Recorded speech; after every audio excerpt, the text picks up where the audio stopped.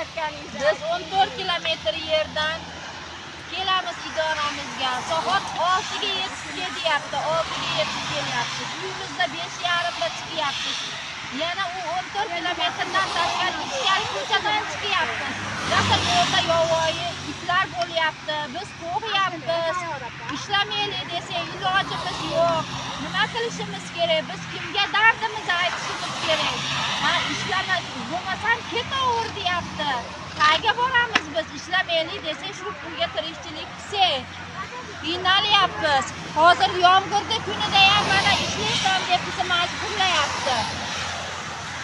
Mana dekabr oyida gullar ekishni boshlaganmiz. Dekabrda murda yorib ham gullarni ekdik. Hozir mana tepamizdan yomg'ir yog'ib turibdi. Shu ahvolda ham bizga choptiryapti, gazonga yer tayyorlayapmiz.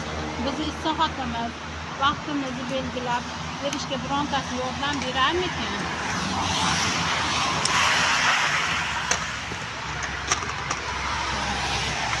Biz mana ichkaridan chiqamiz. Mana 6da idorada bo'ldik.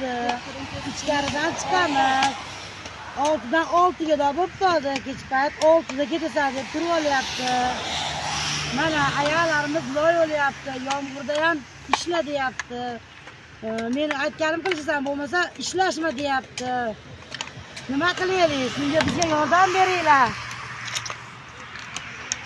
Bizga boshida yaqin yo'lga qo'l beraman hammaga dedi. Biz avval sentrda ishlar edik. Endi bizni kamolatga chiqarib oldi. Bizga ham yordam beringlar, joyimizga qo'l qo'yishga harakat qilinglar. Kechasida chiqqanimiz, nechta uyimizdan chiqyapmiz. Kechasida chiqqanimiz o'zimiz qo'yapmiz. Qarab turganim xo'jayinim kasal. Itlarga qo'lanib chiqyapmiz. Shuni nima qilsanglar?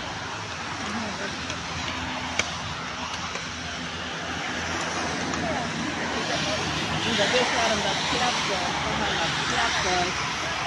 Unda erlarimiz ko'nyapti. Nima qilishga hayronmizdan bandiranimi ko'chlardi, dariga qo'ymadi bizni. Men sheringlarim qatori 5:15da uydan chiqaman, 1,5 kilometr ichkaridan chiqaman. Endi ilojim yo'q, pensionermiz. Ishlamasak bo'lmasa pensiyalarimiz 800 ming oz oilalarimiz. Shu ishlashga majburmiz. Sovuqlarda, yomg'irda chiqyapmiz. Mana 5:30da uydan chiqamiz. Yordam qilishinglar so'raymiz. Yomg'irlarda ishlayapmiz. Sovuqlar.